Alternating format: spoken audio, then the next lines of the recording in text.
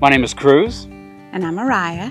And together we are Cruziah. And our bus, we go by that Bohemian Art Bus. We started this adventure on the bus back in June and been doing it full time since then. That's including the build out on all that. So there you go.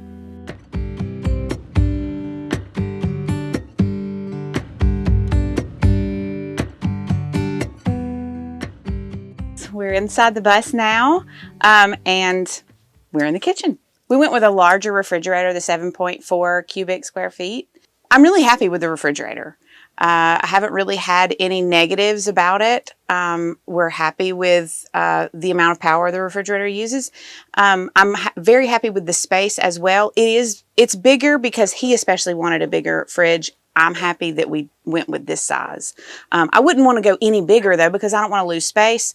And because it's just the two of us, we don't really need to keep that much food. However, we have enough food in there for 10 to 14 days right now. And then another thing that we're really proud about in the kitchen especially is this countertop that Cruz did. It's ambrosia maple. He cut out the inserts here for our nice big sink. We went with a much larger sink than I had initially wanted, but I'm so glad we did.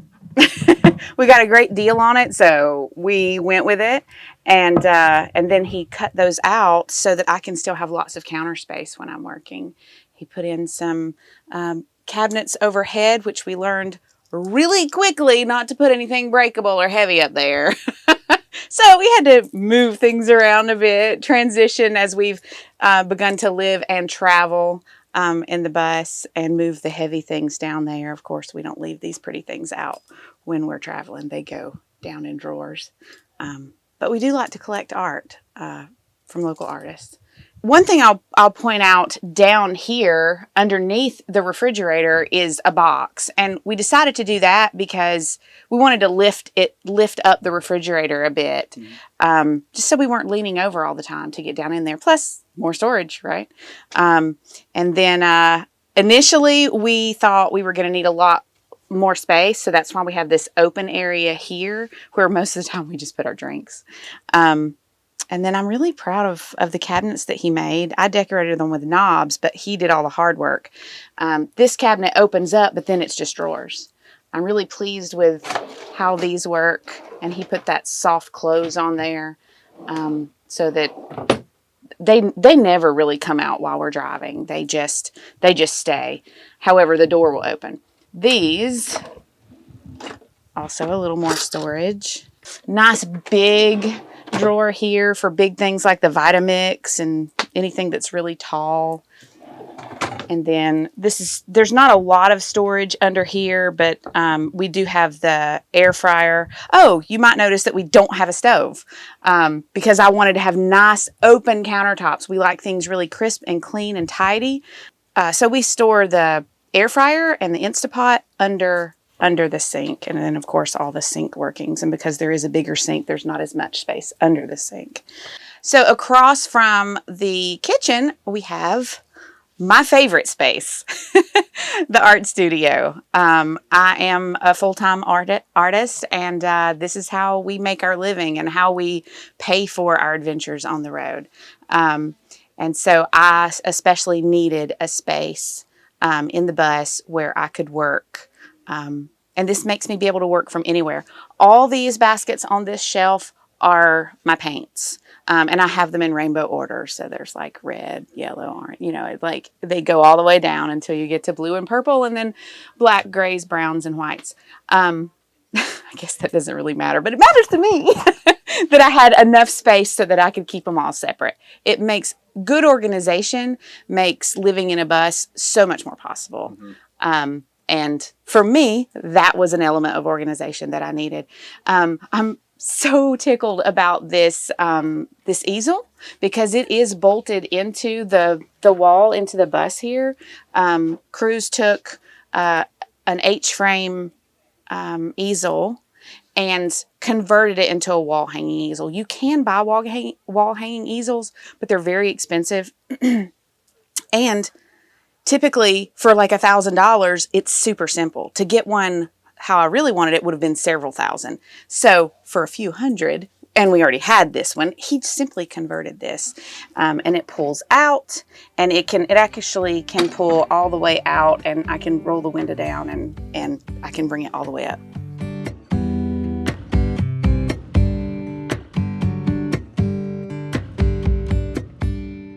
I've always wanted to do tiny house living, always wanted to do a school bus, her as well.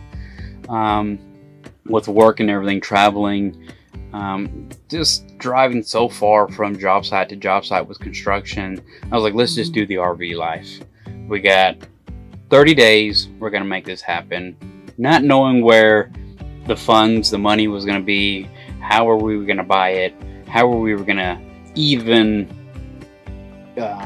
transport or pull the RV. I didn't have anything big enough from there, and so we gave ourselves 30 days to buy the RV. In doing so, we was able to sell the Jeep. Parents were able to give us kind of an advance. You earned that. It was a bonus. It was a bonus. He worked. Yeah. So my parents gave us a bonus for work and stuff. One of the jobs that we did, and it all just came together just right. And so we went and bought an RV. Was able to get closer to the job sites versus driving, 100 miles. It felt like one way, or even 2 hours one way just to work, and then you work all day, and then having to drive nearly 2 hours back home. Doing that, we just kind of went from campground to campgrounds, following the job sites, and then it was always really in our mind and in our hearts that we really wanted to travel. We wanted more freedom, but he was still tied to the job. But they gave us some flexibility so we got to move around a little bit. But it was always back there that it still wasn't enough freedom. Also, we learned that yes, we could live in a small space together, but there are things about the floor plan of an RV that we just didn't need, and yet there were other things that we did need, and it would be great to be able to plan our own floor plan.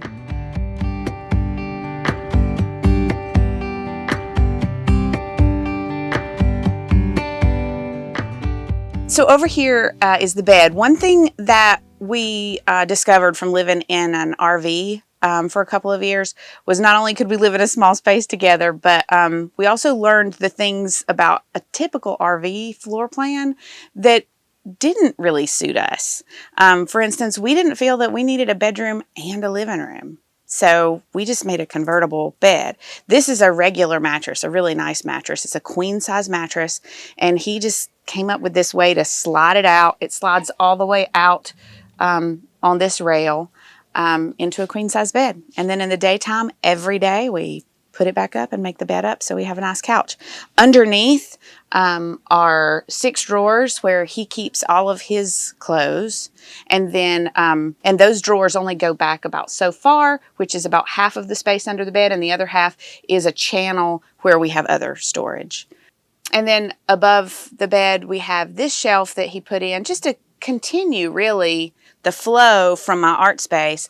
And all the baskets up here, for the most part, is his stuff. So over there we had my stuff, over here he has his stuff, and under the bed is his stuff. Hey, my name is Cruz. As you saw, you were talking with Mariah about other things up towards the kitchen, the living room, her art studio. That's the front half. This is going to be the back half that includes our bathroom, which is a 30-inch by 30-inch stand-up shower. And just on the other side is a composting toilet. We wanted to say it's a hybrid style, so solids will go on one end, the liquids go on the other. It just flows right underneath the bus, tees into the plumbing of the shower, and then runs back under, to the gray water tank on that side there. The other thing we wanted to do was make sure that I put it above the skylight. Also, when we do showers, there's a lot of steam wants to build up. We just open that hatch there. Even when it's freezing cold outside, all that steam will exit and go on out, and we're not fazed by it at all. In doing so, building out the bathroom, we had one whole section here that was studded out, And doing so, we had people coming and visiting while we were building out, and they're saying, giving us ideas of things to do with this area and not it be wasted. So we saw another friend do something similar to their wall system, and I came up with the idea of just putting small little shelves, just so we have more shelves to put some products and stuff, kind of like our medicine cabinet some people have in their bathrooms or even in RVs. So we went ahead and did that as well.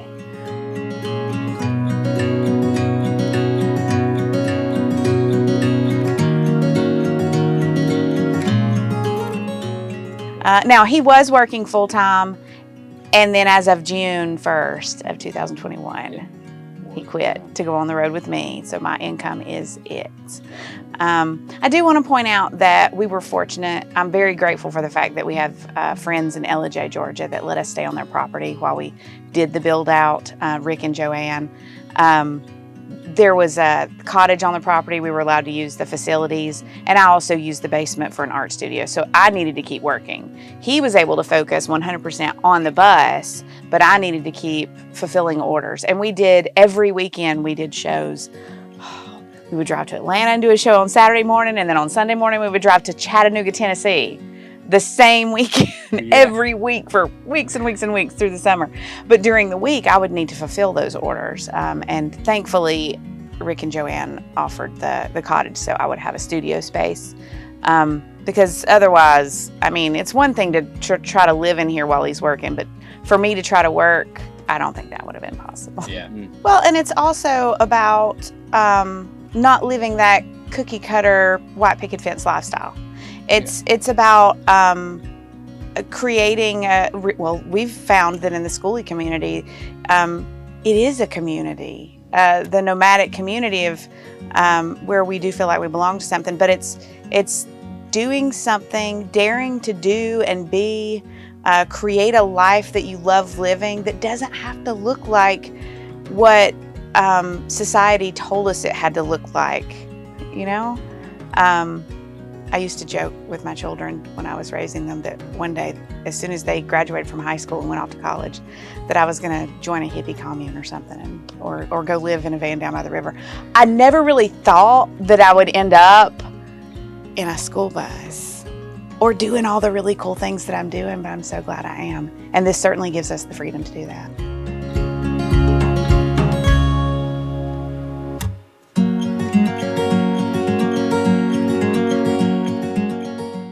And so when we were doing the bathroom, we also designed the width of it in collaboration.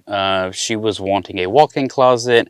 I had the Triumph motorcycle, and we went ahead and bought one that had a wheelchair lift on it. So I redesigned the wheelchair lift so it would accommodate my motorcycle coming in here. It's just wide enough coming in at an angle and then strapping it down, and we were traveling that way. Also had room for our generator if we needed power, going from there. We did that for a short period of time, and then it was just getting harder and harder to get to the clothes and stuff with the motorcycle, dropping the motorcycle, getting it back out, back in from there. So we went ahead and got a trailer. So the motorcycle went to the trailer and all. So on the back side here, we have her full closet. The way we get hot water is we went with this 18-liter instant hot water heater. When doing so, we regret now, I do, when I was doing the research, that I thought bigger would be better. But in doing so, it takes a lot of water to pressurize to get that thing flowing just right. I don't have, I guess they call it an accumulator tank. I didn't have one of those, so I just have the pump in there, so it comes through here. But trying to get that thing hot enough to take a shower, or even get hot enough to have warm water in the kitchen, we lose a lot of water before it gets hot. So on that one there, I'd probably do a little bit more research on our next build, is changing out the hot water heater. On this side here, what you'll see is all our electronics. Battery bank is at the bottom. Eventually we would love to go with a bigger battery bank and add solar panel. But I know from researching, listening to Will Prowse on YouTube, he recommended, you know, the basis of what you're wanting to do with Victron. You always can add on. So for us, we were wanting to start with a firm foundation, and that's going to be the Victron. Again, we wanted to add the MPPT controller for solar, and then a DC to DC, so while we're driving, that's going to be charging our battery banks on there. So we got their regular power, so if we want to go to shore power, we have that. We have our DC fuse box over there, the Victron dongle, so I can keep an eye on everything as well. But also, if I need to change any of the parameters and stuff like that in the Victron station here, I can plug it into our laptop and change anything we need to change from there. And here on the front of the bus, as you come in, you see behind me, we go, a lot of our friends and people that we've traveled on the road, places we've been, we slowly collect art. So we have friends from Louisiana. So everywhere we go, we try to collect our art. Some of it is Mariah's art, but majority is from people that we've met. The other thing that we did was this whole section was kind of dead space. It had the plastic going across through here. I was able to cut it, take it out, and then build something here so we can be more economic and useful with space and stuff. And then we started putting these little things here that some folks that we've met have given us: flowers, crystals, shells. So just things that we've talked about with folks and sharing in stories and stuff like that. What we got here is going to be our 2008 International. It's got that Max Force DT466 in it. When we got it, it only had 138,000 miles. So far, we just did an oil change, did all that. It runs perfectly well. When we first got it, it was still the school bus yellow. We went back and forth as in what color we were wanting to go during the whole time. She was wanting to go crazy, bright, vibrant colors. I was wanting to keep it neutral. Let's not stand out. So in doing so, we settled on Urbane Bronze is what this color here, and then eventually add the front bumper, back bumper, the size, the trim. The door will be a raspberry color, and then along the sides, maybe on the front here, do some mandalas that way to give it some characteristics of that bohemian art bus going from there. The other thing we did is on the rooftop is we went with, I believe the company is called Simco, is a rubberized membrane that helps seal either wood, concrete, metal. So we cleaned the whole top, rolled that all out, and then let it sealed and then painted it white. When we first got it, we had one little leak. Also, we didn't want to have more issues, so went with that rubberized membrane to just completely seal the whole top. And so far, we've had no leaks going from there. We would get kind of worried when we would like go shopping, you know, especially if it was just Walmart, that's not a big deal. But if we're like parking somewhere in town, we're going to walk around for a while and explore. We started noticing that other schoolie people have some kind of sign that they put on the door. So that's all this is. I just wanted to do it my way, put my own spin on it. So I put together this sign and an extra little place to put my business cards. Because it seems like I never have them when I need to give them to somebody, but this also allows where somebody can take that, and the back of the business card also has our telephone number on it.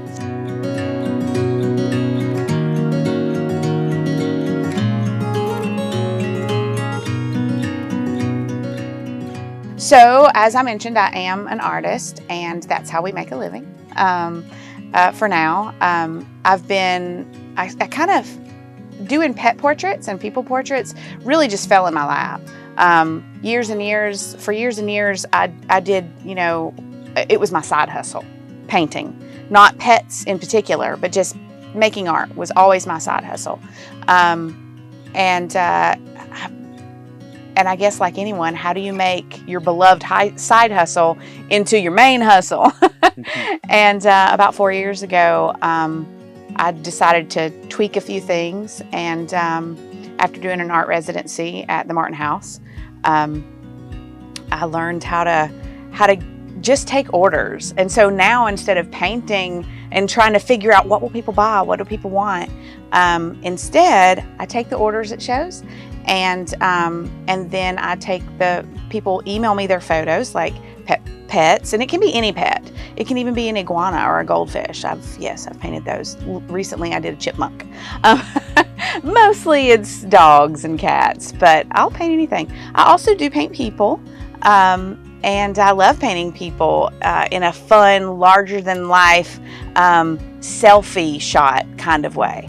I want to paint you the way you think of yourself, not the boring banker's oil painting, like the president of the bank hanging up all, That's not what I'm trying to paint. I want to paint something with some feeling, emotion, and fun.